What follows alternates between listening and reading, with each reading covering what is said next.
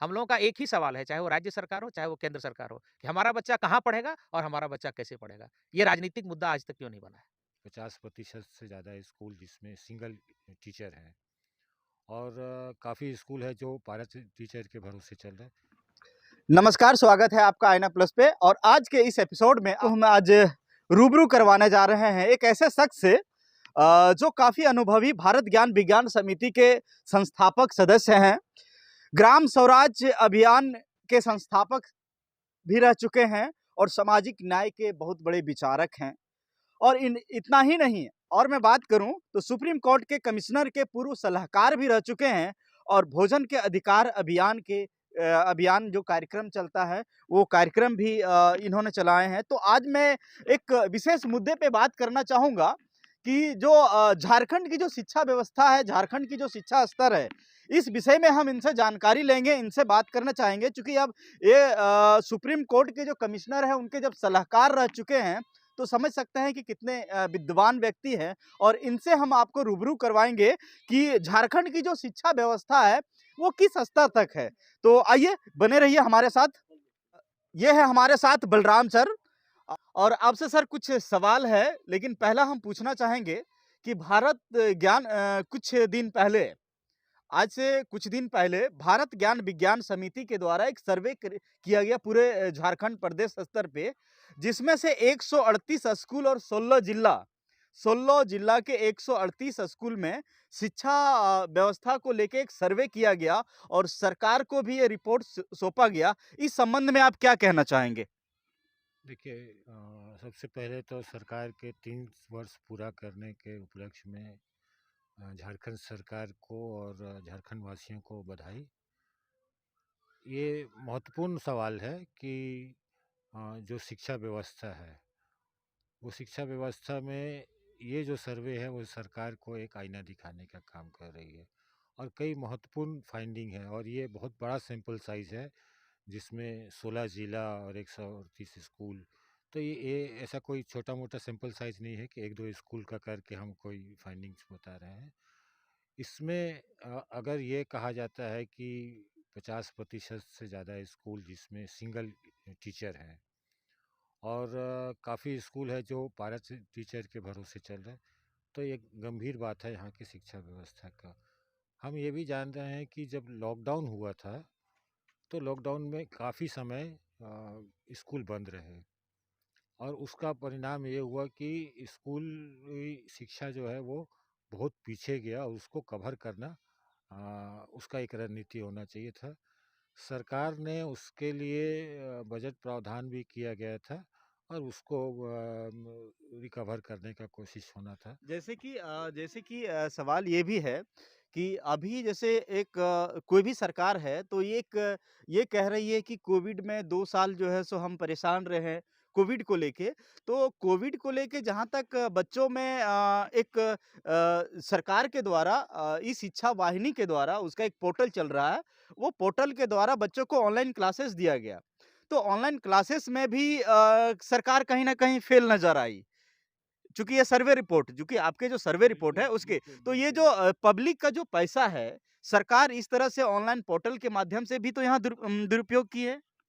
बिल्कुल सही बात है कि 89% बच्चों के पास में मोबाइल नहीं है हुँ। और हम जान रहे हैं कि हमारा जैसा राज्य जिसमें बच्चों के पास मोबाइल रहना क्या पूरे परिवार में एक मोबाइल हुआ ऐसा परिवार भी आधा भी नहीं होगा और वैसे स्थिति में ऑनलाइन क्लास का फ़ायदा किसको हो सकता है। तो वो एक बेकार का कोशिश था। अगर मोबाइल हो भी जाए मैंने जो बच्चे 100 रुपया फीस नहीं दे सकते हैं वो बच्चे के पास में 10,000 12,000 का मोबाइल होना और अगर मोबाइल हो भी जाए किसी बच्चे के पास में जो शायद 2-3% बच्चे होंगे हुँ, हुँ। तो उसका वहाँ पे वो नेटवर्क होना चाहिए, उसके पास में डाटा होना चाहिए, वहाँ पे बिजली होनी चाहिए। अगर ये सब कुछ नहीं है और आप मोबाइल दे भी दिए तो भी ऑनलाइन क्लासेस का कोई फ़ायदा नहीं। ऑनलाइन क्लासेस जो शहर के कुछ 1-2% लोग होंगे जो पहुँच वाले होंगे वो बाज़ार के जो ऑनलाइन क्लासेस है बायजू ऐप जैसे है हुँ, हुँ। उसका तो उसका भी उपयोग कर लेते हैं। लेकिन सरकार उसके नकल में अगर कोई इस तरह का प्रयोग करना चाहे तो एक तरह से वो फिजूल खर्ची है और वो पैसे का दुरुपयोग है। इसके साथ में हम ये भी देखते हैं कि बाकी सर्विसेज भी जैसे राशन का या मनरेगा का या पेंशन का, इन सर्विसेज को भी ऑनलाइन करने का और उसको भी उसी तरीके से जोड़ने का कोशिश किया। इसका भी दुष्परिणाम हम देख रहे हैं। तो सरकार को ये गंभीरता से सोचना चाहिए ऐसे चीज़ों में हम कितना इन्वेस्ट करें। सरकार जैसे सरकार की ये 3 साल पूरी हो गई है। सरकार कह रही है कि ये 3 साल में से 2 साल मेरा कोविड में चला गया और हम अभी यूँ अगर माना जाए तो हम एक प्रथम साल का ही ये सालगिरह हम मना रहे हैं। सरकार इसमें 11,000 करोड़ की परिसंपत्ति या योजनाओं का क्रियान्वयन भी आज किया, जिसमें से किशोरी समृद्धि योजना हो और शिक्षा का एक खिलाड़ियों के लिए भी एक पोर्टल जोहार खिलाड़ी पोर्टल भी आज सरकार ने उनका भी क्रियान्वयन किया। तो सरकार ये कह रही है, लेकिन सरकार किस दिशा की ओर जा रही है? क्या लगता है कि झारखंड का शिक्षा व्यवस्था, ये झारखंड की सरकार जो है, जो अपने आप को माटी की सरकार कह रही है, सुधार पाएगी? देखिए, पहली बात तो ये है कि जो सरकार ये कह रही है कि 2 साल कोविड में गया, तो ये अपने आप में बिल्कुल सही बात नहीं है। कोविड रहते हुए भी आपको जो ज़रूरी सेवाएँ हैं, उसको आपको और अच्छा से करने का कोशिश करना चाहिए था। अगर हम देख रहे हैं कि 1 महीना, 2 महीना से ज़्यादा कोविड का प्रभाव है, तो हमको शिक्षा व्यवस्था को कैसे हम कंटिन्यू कर सकें और कोविड से बचाव के साथ में अपने आप को बचाते हुए, हम कैसे शिक्षा व्यवस्था को जारी रख सकें। तो सभी काम बंद करके हम कोविड का इंतज़ार करते रहें, एक तो ये भूल हुई है सरकार से। एक और हाँ। दूसरी बात ये है हुँ।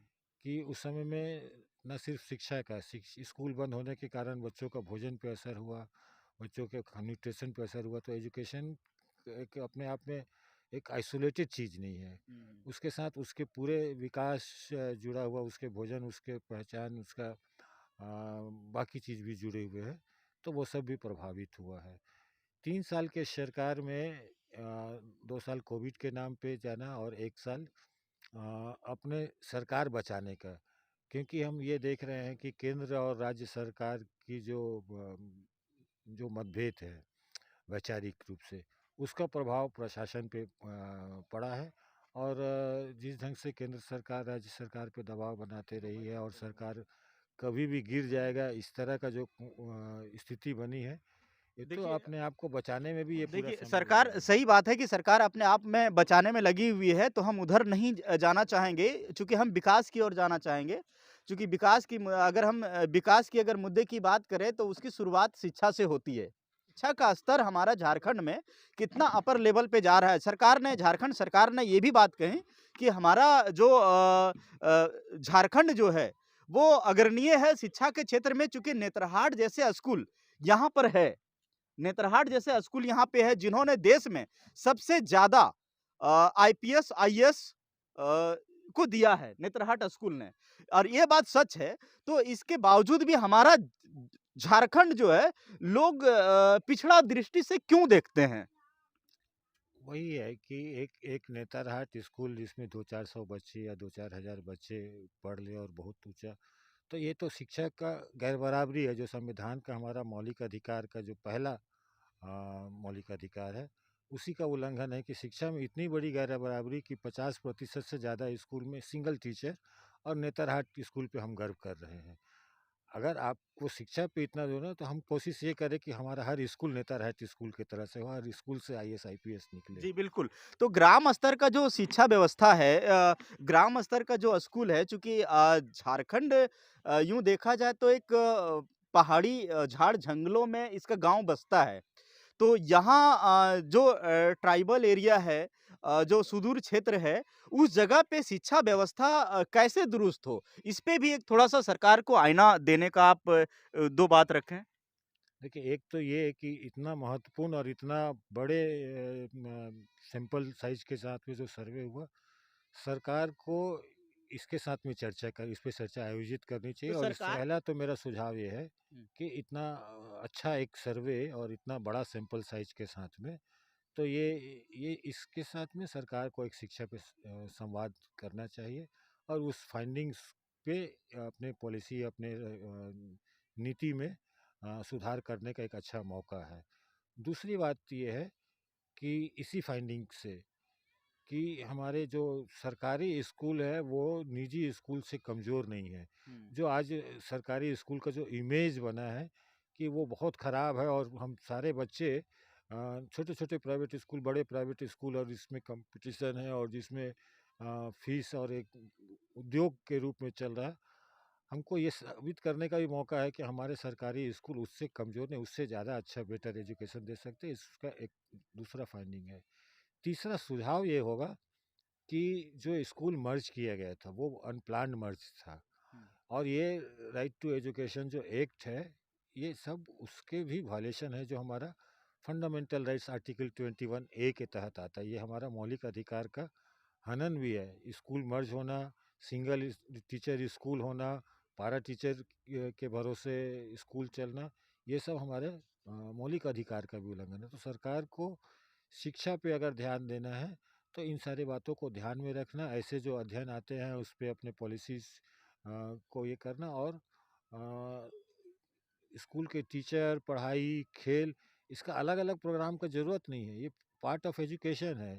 ये स्पोर्ट्स के लिए हम अलग से कुछ कर दे रहे हैं, कुछ बच्चों के लिए हम अलग से कुछ कर दे रहे हैं, कुछ बच्चों को हम विदेश पढ़ने के लिए 10-15, तो आप वाहवाही लूटने के लिए इतनी बड़ी आबादी में आप 10-15 बच्चों को या 100, 200, 2-4 हज़ार बच्चों के लिए कुछ कर देना और उसको मॉडल के रूप में बताना कि हमने शिक्षा पे ये किया है, ये सही बात नहीं है। शिक्षा पे सारे बच्चों के लिए, हर बच्चे को अधिकार है, और वो उसका मौलिक अधिकार है शिक्षा पाने का, बेहतर शिक्षा पाने तो का। यहाँ शिक्षा के क्षेत्र में आप अभी झारखंड सरकार को किस वे में देख रहे हैं कि वो किस योर जा रही है सरकार? देखिए, अभी कोई दिशा ही मुझे लगता है कि अगर हम ये कहें तो अतिशयोक्ति मेरे हिसाब से नहीं होगी कि शिक्षा के क्षेत्र में अभी सरकार दिशाहीन है। दिशाहीन है। हाँ, शिक्षा के क्षेत्र में इन्हें बढ़-चढ़ के और भी काम करना चाहिए। दिशा तय करनी चाहिए पहले कि शिक्षा हम मंत्री का जो कभी-कभी बयान आता है कि स्टूडेंट को पढ़ाई को लेके चूँकि नियोजन नीति जब रद्द हो गई, कोर्ट के द्वारा जब रद्द कर दिया गया, चाहे वो जो भी जिस प्रकार से नियोजन नीति बनाया हो, तो जब नियोजन नीति जब रद्द हो गया, तो शिक्षा मंत्री का एक बयान आया कि छात्रों को जो है सो मुर्गी या बकरी पालन करना चाहिए। क्या शिक्षा मंत्री को ऐसे बयान देना चाहिए था? ये एक दौर चला है जिसमें इस तरह का बयान कई सारे मंत्री, चाहे केंद्रीय मंत्री हो, चाहे प्रधानमंत्री हो या शिक्षा मंत्री हो, वो ऐसे ही हल्कापन का बयान दे रहे हैं। इसीलिए मैं कह रहा हूँ कि ये सरकार दिशाहीन है शिक्षा के मामले में। एक दिशा तय करनी चाहिए कि हमको शिक्षा को किस दिशा में ले जाना। अगर हम गर्व करते रहे, हम बहुत साल पहले से, सैकड़ों साल पहले से गर्व कर रहे हैं नालंदा और तक्षशिला का नाम लेके। हम गर्व करते हैं जेएनयू का और आईआईएम का और आईआईटी का नाम लेके, लेकिन इससे काम नहीं चलेगी। शिक्षा में हमको दिशा तय करना है कि हमारा जो सबसे वंचित समुदाय है, जो हमारा ग्रामीण बच्चे हैं, उसका शिक्षा के लिए हम क्या सोच रहे हैं। और इतने तरह का अलग अलग कैटेगरी बनाना है एजुकेशन का। प्राइवेट स्कूल में भी कई कैटेगरीज, सरकारी स्कूल में केंद्रीय विद्यालय, मॉडल स्कूल, कस्तूरबा स्कूल, बहुत सारा कैटेगरी बनाना, और कुछ ऐसे स्कूल को एक आध खड़ा कर लेना नेतरहाट जैसा, और उसको बताना, एक तो भुलावा है कि इसको बताना कि हमारा ऐसा स्कूल है जहाँ से आईपीएस और आईपीएस निकल रहे हैं, लेकिन वो एक स्कूल है, और वो एक स्कूल एक ज़माने से चल रहा है। आज 3 साल के अंदर में आप एजुकेशन पे क्या किए? जवाब आपको इसका देना होगा सरकार जी, को। बिल्कुल। आज सरकार ने 3 सालों में एजुकेशन पे क्या किए हैं, ये सवाल है और ये सवाल हर झारखंड के हर जनता पूछ रही है और झारखंड के हर वो स्टूडेंट, हर वो बच्चा कह रहा है कि अगर एजुकेशन ही हमारा अगर सुधार दिया जाए, तो हमारा विकास का गति वहाँ से शुरुआत हो जाती है। सर का बहुत-बहुत धन्यवाद। चूँकि मैं आज एजुकेशन को लेके ही सर से बात करूँगा, चूँकि सवाल तो बहुत सारे हैं, विकास की अगर बात करें या फिर झारखंड में और कई चीज़ों की अगर मैं बात करें, तो कई एक सवाल हैं और तो मैं आज एजुकेशन पे ही आपसे सर चर्चा हुई। आपका बहुत-बहुत शुक्रिया और हमारे बीच में अभी मौजूद हैं भारत ज्ञान विज्ञान के प्रदेश महासचिव विश्वनाथ सिंह जी, चूँकि ये काफ़ी अनुभव रखते हैं और जब ये जो एजुकेशन का जो सर्वे चल रहा था पूरे झारखंड प्रदेश में 138 स्कूलों का जब सर्वे जब इन्होंने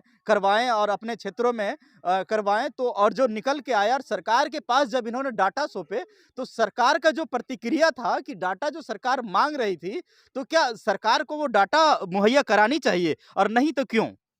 नहीं, हम लोगों ने तो जो डाटा कलेक्ट किया है, हुँ, वो तो सरकार के लिए नहीं पूरे संसार के लिए कलेक्ट किया है, हुँ, ताकि सारे लोगों को पता चले कि जो स्थिति है ज़मीनी स्तर का, वो क्या है। हुँ, और जैसा कि बलराम जी बोल चुके हैं कि जो 55% विद्यालय हैं, वो एक शिक्षकी हैं।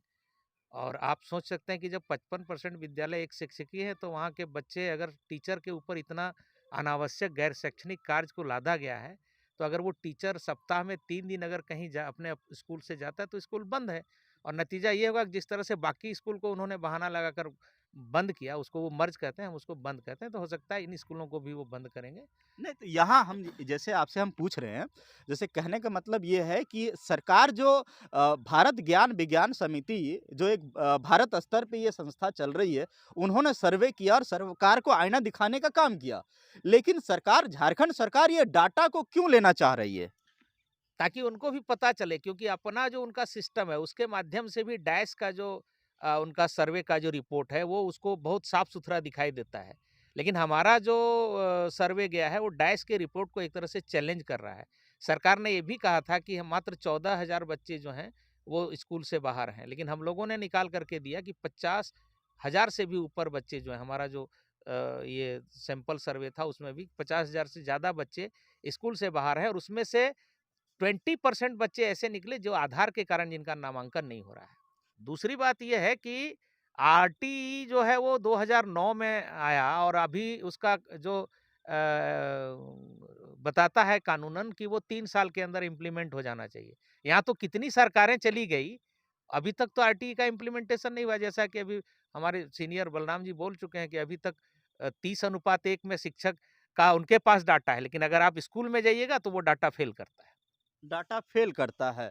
तो देखिए बातें बहुत सारी हैं, लेकिन मैं ये कहना चाहूँगा कि सरकार को ये डाटा खुद उनके पास है और उस डाटा के अनुसार शिक्षा व्यवस्था में सुधार लाना चाहिए। लेकिन सरकार की अगर मंशा अगर हो तो, सरकार यहाँ आ रही है, झारखंड अभी हमारा 22 साल 23वाँ साल होने को है और ये 23 सालों में झारखंड हमारा अभी भी शिक्षा के स्तर में इतना पिछड़ा है। एक-एक जो विद्यालय है, चाहे वो केंद्रीय विद्यालय हो या नेतरहाट विद्यालय हो, एक-एक विद्यालय को गिना-गिना के हम लीपापोती करने का जो सरकार काम करती है, चाहे कोई भी सरकार है, वो ऐसा ना करे। झारखंड की शिक्षा व्यवस्था को सुधारिए, चूँकि मैं हर बार कहता हूँ कि झारखंड में हमारे पास खनिज संपदा की कमी नहीं है। अगर वो कमी है, तो हमारे पास शिक्षा की कमी है।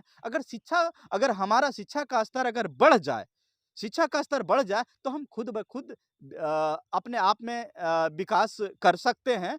और कुछ कहना चाहेंगे आप? हाँ, ये है कि हम लोग सोशल सेक्टर से आते हैं, हुँ। और हमारे भी बच्चे हैं, समाज का बच्चा हमारा बच्चा है। हम लोगों का एक ही सवाल है, चाहे वो राज्य सरकार हो, चाहे वो केंद्र सरकार हो, कि हमारा बच्चा कहाँ पढ़ेगा और हमारा बच्चा कैसे पढ़ेगा? ये राजनीतिक मुद्दा आज तक क्यों नहीं बना है? जी हाँ, हमारा बच्चा कहाँ पढ़ेगा और कैसे पढ़ेगा, ये एक राजनीतिक मुद्दा क्यों न बना है, इस ये सवाल है और ये सवाल तो उभर ही रहा है और सरकार को इस विषय पे सोचना चाहिए। तो चलिए, बने रहिए हमारे साथ।